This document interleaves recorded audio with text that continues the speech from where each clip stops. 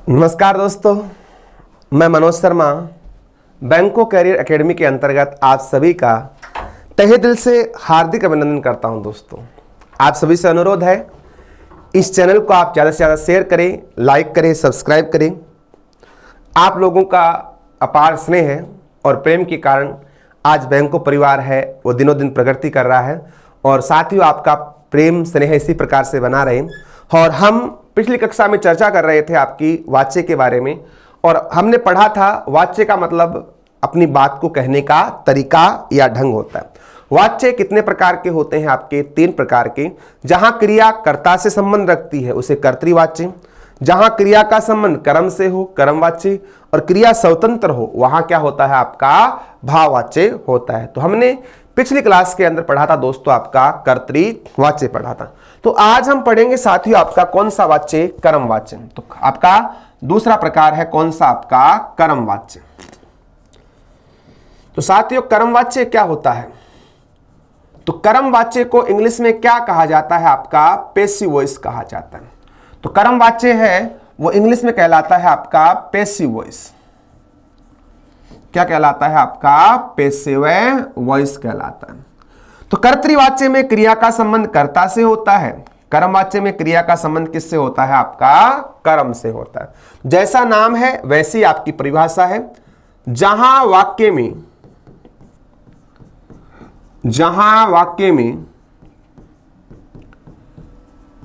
क्रिया का सीधा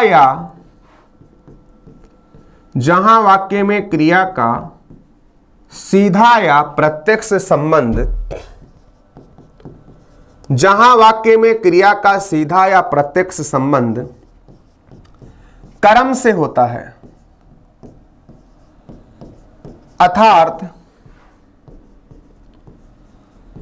अर्थात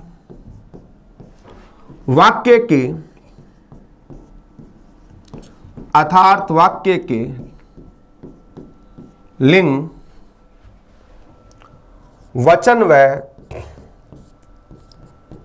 रूप का निर्धारण,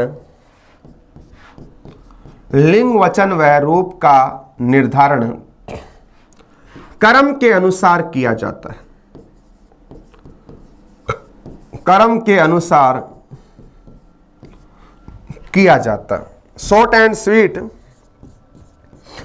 जैसे कर्तृवाच्य में क्या था आपका? जैसा कर्ता वैसी आपकी क्रिया।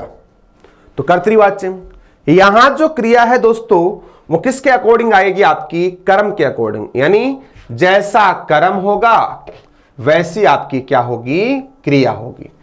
कर्म अगर आपका पुल्लिंग है तो क्रिया पुल्लिंग, कर्म स्त्रीलिंग है तो क्रिया स्त्रीलिंग, है ना। तो जैसा कर्म होगा वैसी क्रिया। वहां क्या था आपका? और दूसरी बात कर्मवाच्य है तो यहां कौन सी क्रिया वाले वाक्य आएंगे? शॉर्ट में लिख सकते हो आपका जैसा कर्म करोगे वैसा फल देगा भगवान। इसलिए कहा ना गीता में कर्मण्येवाधिकारस्ते मा फलेषु कदाचन, कि इंसान को अपना कर्म करते रहना चाहिए। जैसा बोओगे वैसा काटोगे। तो जैसा कर्म, सब कुछ इस दुनिया में कर्म के अधीन है ना। जैसा कर्म वैसी क्रिया। और हम जहां बात करते हैं कर्म की बात करते हैं, तो जहां अगर आपका कर्म आए इसका मतलब वाक्य कैसा होगा? आपका सकर्मक क्रिया वाला होगा। क्या होगा? आपका सकर्मक क्रिया वाले वाक्यों का क्या करते हैं? आपका प्रयोग करते हैं। तो इसमें कौन से वाक्य आते हैं? आपके सकर्मक क्रिया वाले वाक्य हैं, इनका प्रयोग किया जाता है। तो कर्म होना चाहिए। और कर्तृवाच्य के अंदर सकर्मक और अकर्मक दोनों थे और कर्मवाच्य में क्या होंगे? आपके कर्म बोलेंगे। दूसरी बात हमने क्या लगाया? इंग्लिश में पैसिव बनाते हो तो क्या लगाते हो? बाई लगाते हो। कर्मवाच्य बनाते हो तो क्या लगाते हो? सब्जेक्ट को ऑब्जेक्ट बनाते हो तो बाई बनाते हो ना। बाई का क्या होता है? आपका के द्वारा, है ना। पैसिव बनाते से इंग्लिश में क्या लगाते हैं? आपका के द्वारा लगाता है। किसके साथ? आपका बाई का। बाई का मतलब के द्वारा होता है। तो जहां कर्ता के साथ ऑलमोस्ट क्या होता है? हिंदी के अंदर कर्ता के साथ क्या मिलता है आपको? के द्वारा मिलता है। क्योंकि इंग्लिश में क्या लगाते हैं? आपका बाई लगाते हैं। तो यहां के द्वारा वो किस में आते हैं? आपके कर्मवाच्य के अंदर आ जाते हैं। दोस्तों अगर हम बात करते हैं सेंटेंस है आपका, राहुल के द्वारा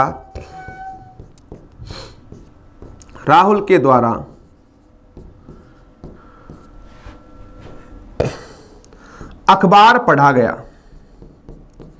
राहुल के द्वारा अखबार पढ़ा गया। दोस्तों यहां आपको देखना है कर्ता क्या है, कर्म क्या है और आपकी क्रिया क्या है। राहुल क्या है, आपका कर्ता है, और कर्तृवाच्य में कर्ता चेंज किया, क्रिया चेंज हो गई आपकी। यहां चेंज करके देखो राहुल को, राहुल के स्थान पर चाहे आप क्या कर दो, सोनिया कर दो, तो सोनिया के द्वारा अखबार पढ़ा गया। यहां बहुवचन कर दो, बच्चों। तो कर्ता है, इसको आपने पुल्लिंग किया, स्त्रीलिंग किया, बहुवचन किया, क्या क्रिया प्रभावित हुई? क्या राहुल के द्वारा अखबार पढ़ा गया, सोनिया के द्वारा अखबार पढ़ा गया, बच्चों के द्वारा अखबार पढ़ा गया। कर्ता चेंज किया, क्रिया चेंज नहीं हुई। इसका मतलब इस क्रिया का संबंध इस कर्ता के साथ है नहीं है। अगर होता तो कर्ता चेंज करने से क्रिया चेंज हो जाती। अब देखो यहां क्या पढ़ा, अखबार क्या है, आपका कर्म है।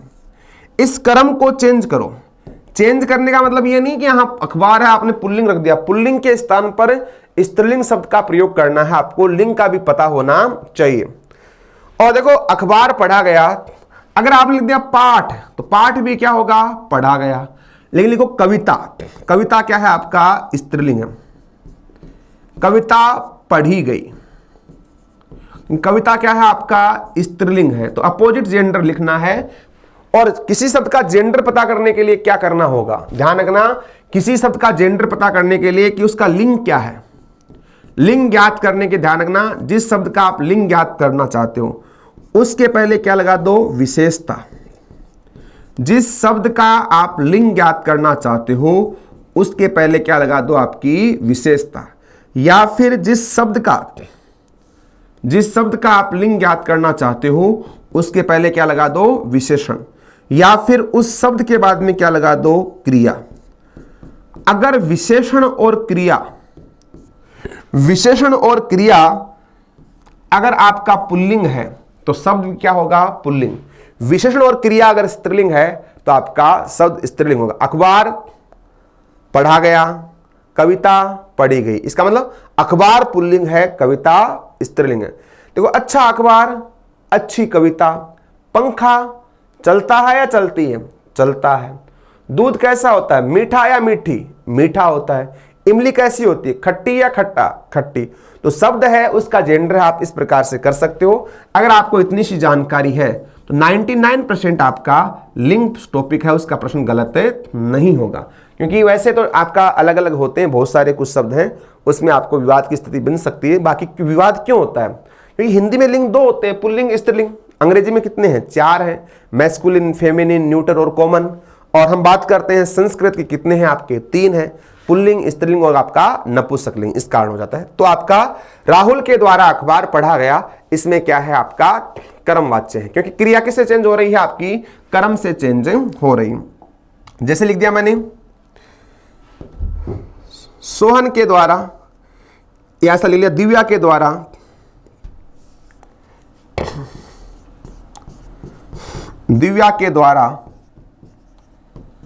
सांप मारा गया।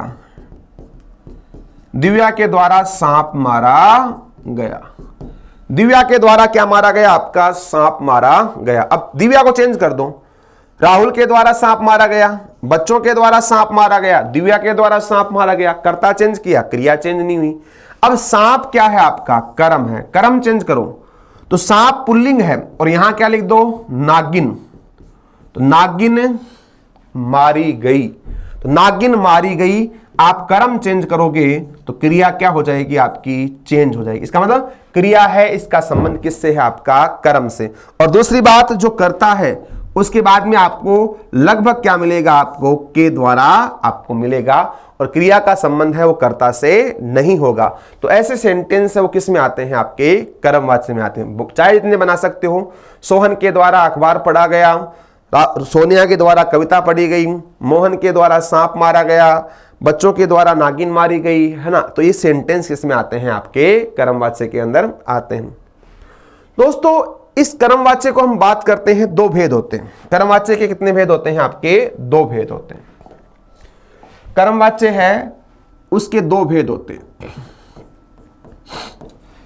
कर्मवाच्य के भेद कितने होते हैं आपके? दो होते हैं। एक तो होते हैं कर्तायुक्त और एक होता है आपका कर्ता रहित। एक तो होता है कर्तायुक्त,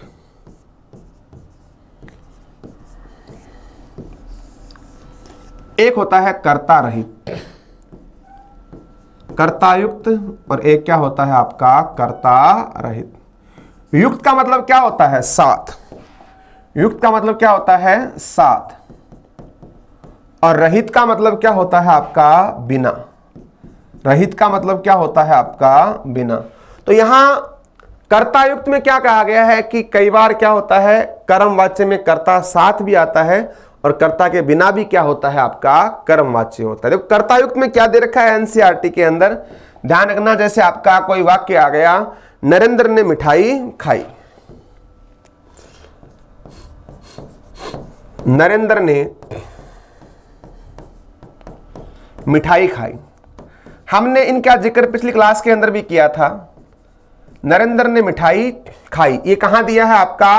कर्तायुक्त में दे रखा है। इसके अलावा बना सकते हो रोजी ने दूध पिया, ये भी दे रखा है एनसीईआरटी में। रोजी ने दूध पिया। अब हमने चर्चा की थी वहां दोस्तों की वहां क्या दे रखा है आपका? इस वाक्यों की प्रकृति क्या है। अब इन वाक्यों की प्रकृति क्या है दोस्तों? पहले तो आपका क्या है? कर्ता, फिर क्या है आपका? ने, फिर क्या है आपका? कर्म, और फिर क्या है आपकी? क्रिया। तो कर्ता, ने, कर्म और क्रिया। और कर्म क्रिया कौन सी है आपकी? भूतकालिक। ने कब आता है? कर्म के बाद में आपकी कौन सी क्रिया? भूतकालिक क्रिया। और ये जो वाक्य है ना, वो दोनों किसमें दिए हुए हैं आपके? कर्मवाच्य के दो प्रकार है, कर्तायुक्त और कर्ता रहित। तो ये किसमें है आपका? एनसीईआरटी के अंदर आपका कर्तायुक्त के अंदर। और ऐसा ही वाक्य एक कहां दे रखा है आपका? एनसीईआरटी में कर्तायुक्त में देखा है। वहां है आपका प्रशांत ने पुस्तक पढ़ी। तो प्रशांत ने पुस्तक पढ़ी, तो ये आपको किस में मानने हैं? आपको वाक्य का भेद कौन सा है? कर्मवाच्य। लेकिन किस में आएंगे आपके? कर्तायुक्त होने के कारण ये क्या आएंगे आपका? कर्तृवाच्य होगा। क्या होगा दोस्तों? आपका कर्तृवाच्य होगा। तो इसके बारे में हमने विस्तार से अध्ययन कर लिया था आपका पिछली क्लास में। तो ये तो है आपका कर्ता साथ है, और एक होता है आपका कर्तायुक्त, जहां कर्म ही कर्ता के रूप में हो, यानी जहां कर्म ही मुख्य कर्ता के रूप में हो। जहां कर्म ही मुख्य कर्ता के रूप में हो, उसे क्या कहा जाता है आपका? कर्ता रहित कहा जाता है। तो जहां कर्म ही मुख्य कर्ता के रूप में हो, प्रत्यक्ष रूप में हो, तो जैसे अंथोनी की घड़ी चुरा ली गई और चोर पकड़ लिए गए। अंथोनी की, या किसी कह दिया राहुल की घड़ी चुरा ली गई। राहुल की घड़ी चुरा ली गई और चोर पकड़ लिए गए। राहुल की घड़ी चुरा ली गई और चोरे पकड़ लिए। अब बताओ, राहुल की घड़ी चुरा ली गई, इसमें करता है क्या? क्या करता है बताओ? घड़ी, जैसे मान लो राहुल चोरी करता है, तब तो राहुल करता हो जाएगा। लेकिन यहां घड़ी चुरा ली गई, घड़ी किसकी है बताओ? राहुल की है। तो कर्ता कौन होता है? जो किसी काम को करने वाला होता है। किसी काम को करने वाला होता है वो क्या कहलाता है? आपका कर्ता कहलाता है। किसी काम को करने वाला, इसका मतलब चोरी करने का काम क्या नहीं कर रहा है? राहुल नहीं कर रहा है। तो यहां तो राहुल का संबंध किसके साथ है? घड़ी के साथ संबंध बताया गया है, न कि आपका कर्ता के रूप में। घड़ी चुरा ली गई और चोर पकड़ लिए, है ना। तो यहां दो सेंटेंस है, चोर पकड़ लिए, घड़ी चुरा ली गई। यहां कर्ता नहीं है। कर्ता के अभाव में भी क्या होता है? आपका कर्मवाच्य होता है। जैसे मान लो एक वाक्य है, यहां मैंने लिखा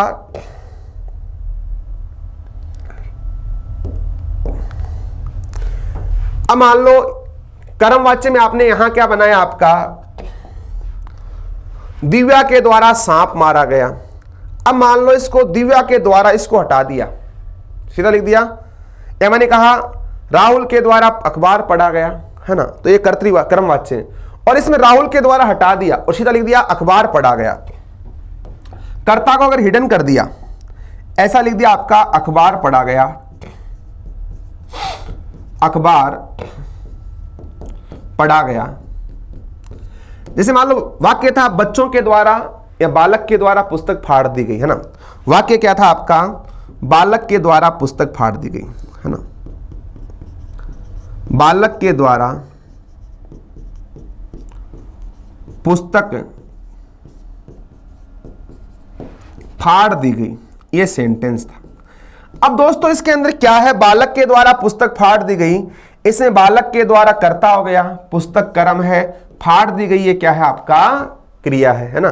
तो दोस्तों अगर मैं इसमें से इसको हटा दूं, बालक के द्वारा, इसको मैंने यहां से क्या कर दिया, हटा दिया। अब मान लो बालक के द्वारा इसको मैंने क्या कर दिया, आपका हटा दिया, सीधा आ गया पुस्तक फाड़ दी गई। इसका मतलब यहां कैसा है, कर्ता रहित कर्म वाच्य है। यहां भी देखो पुस्तक क्या है, कर्म है, पुस्तक कर्ता नहीं हो सकता।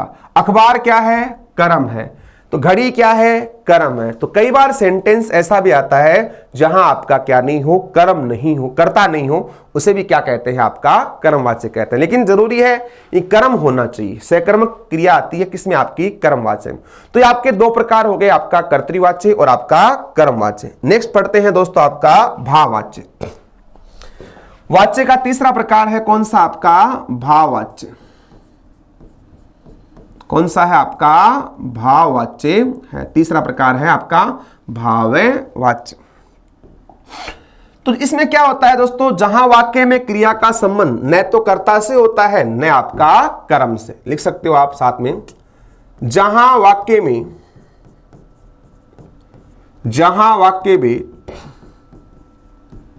क्रिया का संबंध, जहां वाक्य में क्रिया का संबंध न तो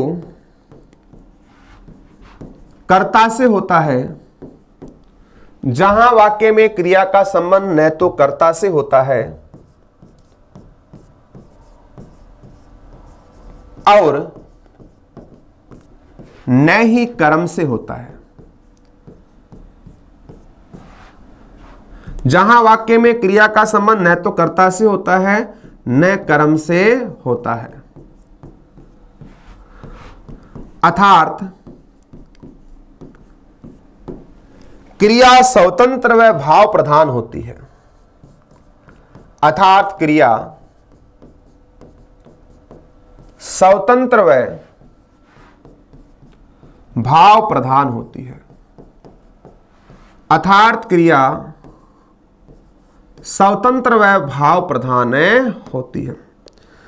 सिंपल वे के अंदर दोस्तों क्या है, आपको ये ध्यान रखना है, क्रिया है वो न तो कर्ता से प्रभावित होगी न आपकी कर्म से।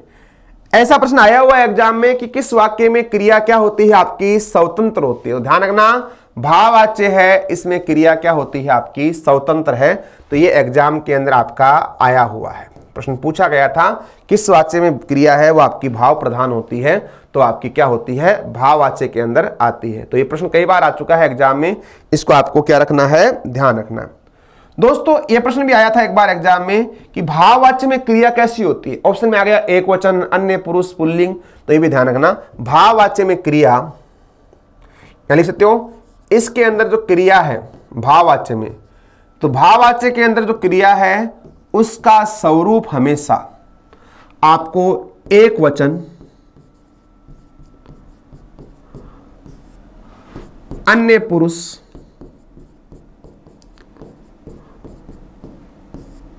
वह पुल्लिंग के रूप में होती है।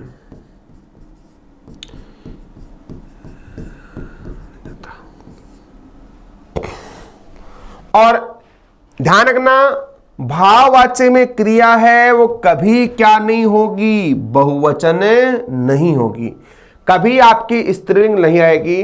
अगर किसी वाक्य के अंत में आपको बहुवचन दिखाई दे, पढ़ते, करते, जाते, या फिर जाती, उठती, बैठती, तो भाववाच्य में क्रिया है वो या तो किस में आएगी, एक वचन में, अन्य पुरुष में, या फिर किस में होगी, आपकी पुल्लिंग में। तीनों साथ आएंगे। अन्य एक वचन, अन्य पुरुष और आपका पुल्लिंग। तो भाववाच्य है, इसके अंदर क्रियाओं का स्वरूप होता है आपका एक वचन, अन्य पुरुष और आपका पुल्लिंग। साथ कहोगे काल की बात करें तो किस, अगर ऐसा है भाववाच्य में क्रिया किस काल में आएगी, वर्तमान काल में, भूतकाल में या भविष्य काल में।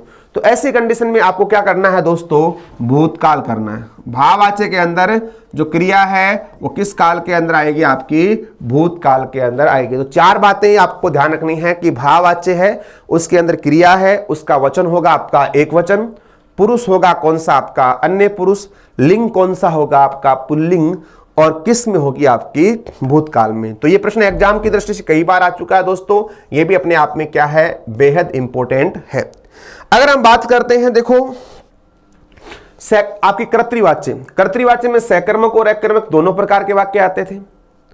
कर्मवाच्य की बात करते हैं तो वहां सकर्मक क्रिया थी। अगर ऐसा आ जाए भाववाच्य में क्रिया कैसी होती है, तो वहां ध्यान रखना अधिकांश या सामान्यतः लगभग क्या आती है, आपकी अकर्मक क्रिया आती है ना। भाववाच्य के अंदर अगर हम क्रियाओं की बात करते हैं तो भाववाच्य के अंदर क्रिया है अधिकतर क्या आएगी, आपकी अकर्मक आएगी। अधिकतर कैसी क्रिया आती है इसके अंदर, आपकी अकर्मक आती है। लेकिन ऐसा नहीं है कि सकर्मक क्रियाएं नहीं आती है इसके अंदर। भाववाच्य में अधिकतर कौन सी क्रिया आती है, आपकी अकर्मक आती है। लेकिन रेयर केस के अंदर हम कह सकते हैं कभी कभी वाक्य की प्रकृति के अकॉर्डिंग क्या आ सकती है, आपकी सकर्मक क्रिया भी आ सकती है। भाववाच्य के अंदर अधिकतर कौन सी आती है, आपकी अकर्मक, और कभी कभी क्या आ जाती है, आपकी सकर्मक भी आती है। बाकी दोस्तों नॉर्मल में के अंदर बात करें तो कर्तृवाच्य में क्रिया सकर्मक और अकर्मक दोनों आती है। कर्मवाच्य में केवल और केवल क्या आती है, अकर्मक आती है। जबकि भाववाच्य में कौन सी आती है, आपकी अकर्मक क्रिया आती है। लेकिन कुछ रेयर कंडीशन के अंदर आपकी क्या हो सकती है, सकर्मक आएगी। और रेयर कंडीशन में सकर्मक आएगी तो इसके साथ क्या होगा, इसके बारे में चर्चा करेंगे। सकर्मक आएगी तो आप किस प्रकार के वाक्य देखने को आपको मिलेंगे। जैसे दोस्तों यहां जो वाक्य होते हैं ना, इनके अंदर हमें कौन सा भाव देखने को मिलता है। देखो ये 100% सत्य नहीं है। भाव कौन सा मिलता है, ऐसे वाक्य जिसके अंदर शायद आपका असमर्थता का भाव।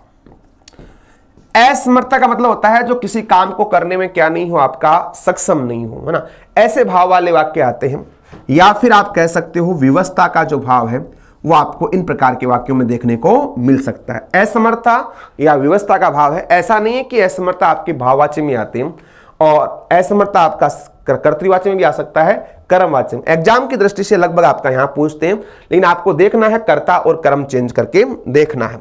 असमर्थता या आपका विवशता का भाव आता है। साथ साथ अगर हम बात करें तो ऐसे जो वाक्य होते हैं इनके साथ साथ आपको कितनी बातें हो गई, क्रिया है वो अपने आप में क्या होती है, स्वतंत्र होती है। एक वचन, अन्य पुरुष, पुल्लिंग और भूतकाल के अंदर होती है। अकर्मक क्रियाएं आती है, असमर्थता या व्यवस्था के भाव में प्रयुक्त होती है। कर्तृवाच्य है उनका हम सर्वाधिक प्रयोग करते हैं ना। बाकी भाववाच्य है इनका हम कम प्रयोग करते हैं ना, सबसे कम प्रयोग करते हैं। क्यों, हम इंग्लिश में दो ही पढ़ते हैं, आपका एक्टिव वॉइस और आपका पैसिव वॉइस। तो सर्वाधिक किसका करते हैं, आपका एक्टिव का करते हैं। यानी कर्तृवाच्य कर्ता यानी सकर्मक और अकर्मक क्रियाओं का, तो उसका ज्यादा प्रयोग करते हैं। भाववाच्य का प्रयोग क्या करते हैं, आपका कम करते हैं। तो हम तीनों के बारे में बात करेंगे आपका कि सकर्मक क्रिया अगर कभी कभी आती है तो किस प्रकार के वाक्य आते हैं। पहले इनकी चर्चा कर लेते हैं कि अगर मान लो भाववाच्य में सकर्मक क्रिया आ जाए तो किस प्रकार के वाक्य आते हैं। तो पहले हम बात कर लेते हैं भाववाच्य में सकर्मक क्रिया वाले वाक्य कैसे होते हैं। दोस्तों हम बात करते हैं भाववाच्य के अंदर अगर आपको सकर्मक क्रिया वाले वाक्य दिखाई दे तो क्या करना है। तो अगर मान लो भाववाच्य के अंदर वैसे तो क्या आते हैं, अकर्मक क्रिया वाले आते हैं मूलतः, लेकिन कभी कभी क्या हो आपके सकर्मक हो, तो ऐसी कंडीशन में क्या करोगे। कभी कभी आपके कैसे वाक्य आए, सकर्मक वाक्य आए, तो ऐसी कंडीशन में पहचान क्या होगी आपकी, कि क्या देखकर पहचानोगे कि वाक्य क्या है आपका भाववाच्य। तो दोस्तों इसकी पहचान है, अगर वाक्य में कर्ता व कर्म दोनों के साथ कारक चिन्ह हो, कर्ता व कर्म दोनों के साथ कारक आने चाहिए। कर्ता का कारक चिन्ह कौन सा है, कर्ता ने कर्म को दोनों के साथ अगर कारक चिन्ह आए तो किस में आएगा? आपका भाववाच्य के अंदर आएगा। एक अच्छा सा एग्जांपल लेते हैं। जैसे मैंने कहा गब्बर ने बसंती को नचाया, गब्बर ने बसंती को नचाया, कहा नाच बसंती नाच, गब्बर ने बसंती को नचाया। अब दोस्तों इसके अंदर क्या है? आपका गब्बर है वो यहां आपका क्या देखने को मिल रहा है? एज ए सब्जेक्टिव केस, कर्ता, और इसके बाद में क्या आ रहा है? आपका ने आ रहा है। ठीक है, नचाना आपकी क्या है? क्रिया है। किसे नचाया? बसंती को। बसंती आपका क्या है? कर्म है, और कर्म के बावजूद आपको क्या मिलता है देखने को मिलता है, तो कर्म को। अब मैंने कहा कर्ता और कर्म दोनों के साथ क्या आ रहे हैं? कारक चिन्ह। अगर कर्ता चेंज करने से क्रिया चेंज हो जाए तो कर्तृवाच्य, कर्म चेंज करने से क्रिया चेंज हो जाए तो कर्मवाच्य, कर्तृवाच्य में कर्ता चेंज किया क्रिया चेंज हो गई, कर्मवाच्य में कर्म चेंज किया। अब यहां कर्ता और कर्म चेंज करके देखो क्या क्रिया चेंज होती है क्या?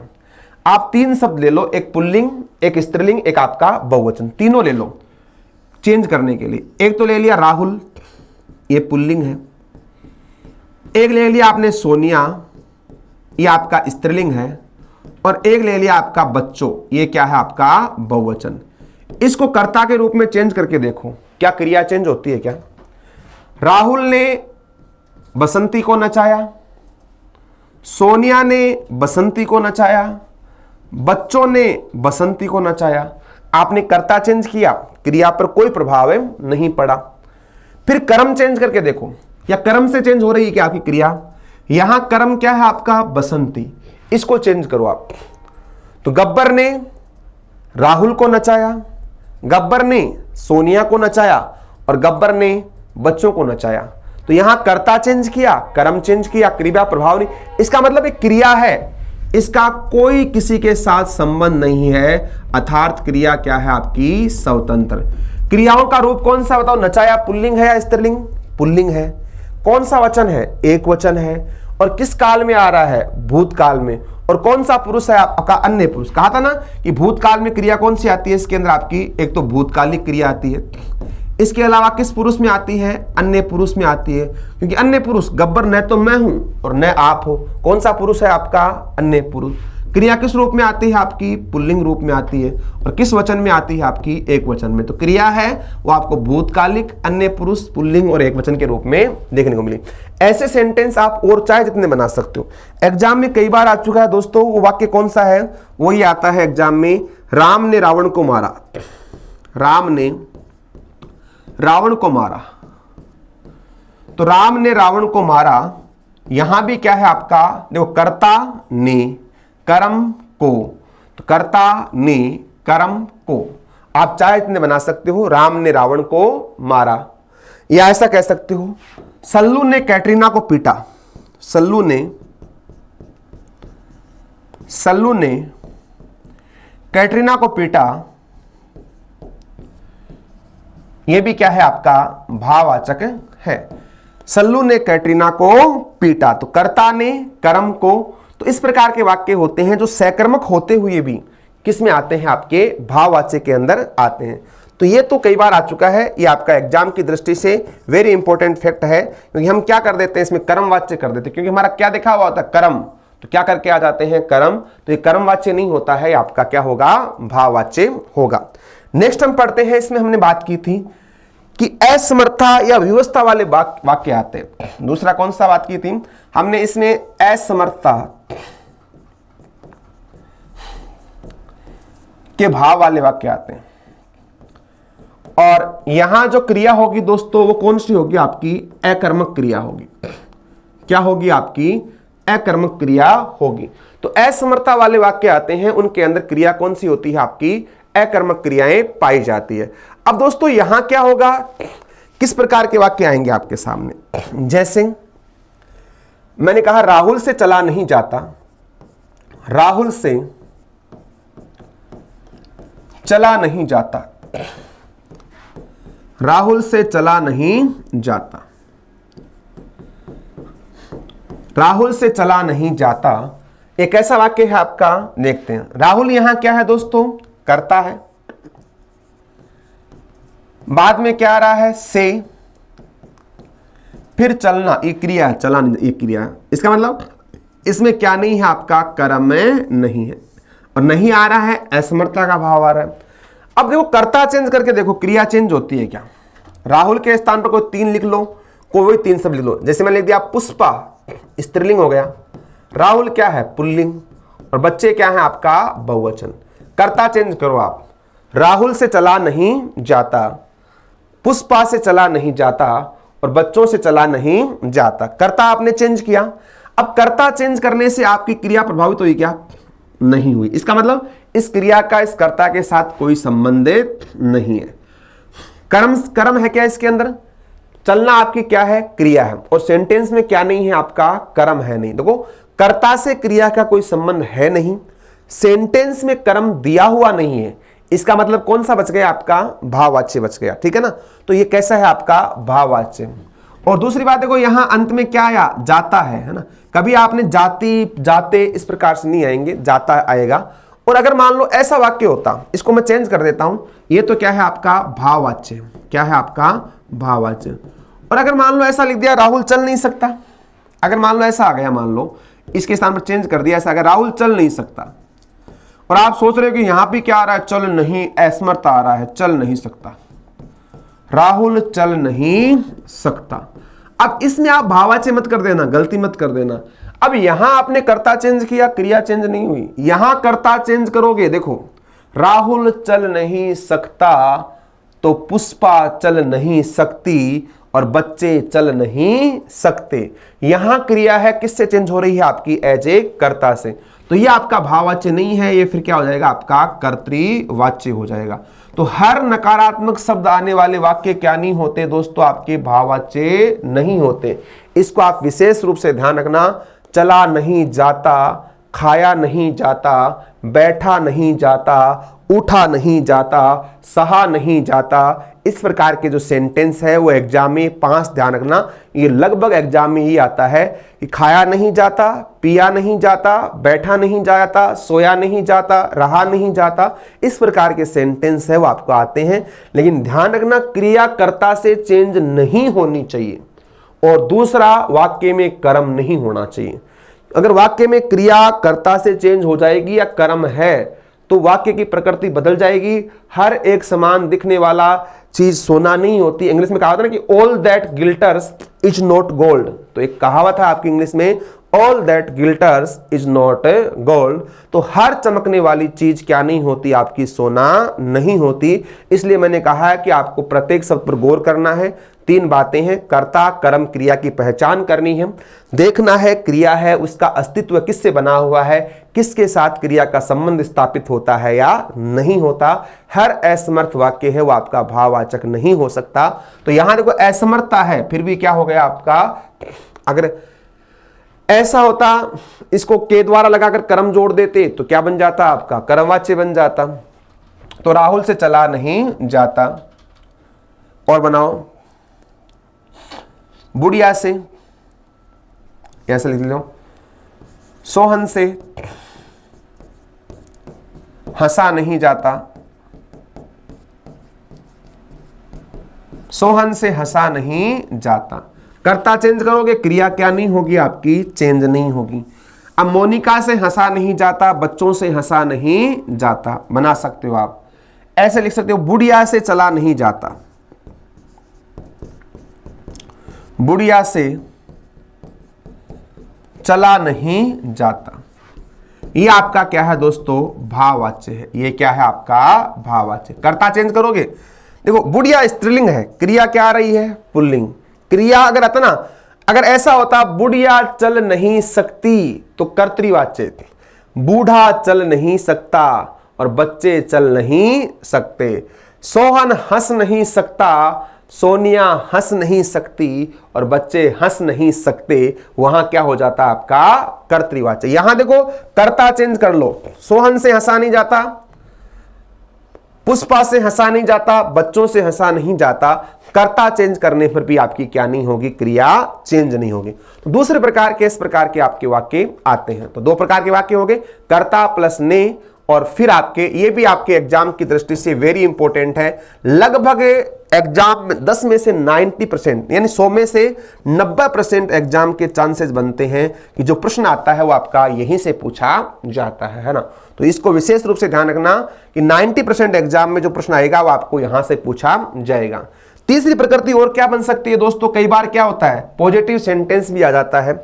जैसे ऐसा आ गया, मोर द्वारा नाचा जाता है, मोर द्वारा नाचा जाता है। तो मोर द्वारा नाचा जाता है, देखो इसमें पॉजिटिव भाव है, नकारात्मकता का भाव नहीं है। फिर भी हम देखो इसमें कर्ता चेंज करते हैं, क्या क्रिया चेंज होती है क्या, मोर द्वारा। अब यहां देखो द्वारा लगा हुआ है, और के द्वारा किस में आता है, आपका कर्म में आता है। जैसे मैंने कहा मोनिका के द्वारा सांप मारा गया, कर्मवाच्य था। अब यहां द्वारा देकर आप कर्मवाच्य मत कर देना, वहां कर्म होना चाहिए, यहां कर्म नहीं है। देखो मोर क्या है आपका कर्ता, प्लस द्वारा क्या है कारक चिन्ह, नाचना क्या है क्रिया। अब वहां तो क्या था कर्मवाच्य में, कर्ता के बाद में क्या था दोस्तों, कारक चिन्ह था कर्म, है ना। लेकिन यहां कर्म नहीं है। अब देखो यहां मोर के स्थान पर कर लो, सोनिया द्वारा नाचा जाता है, कर्ता चेंज करो।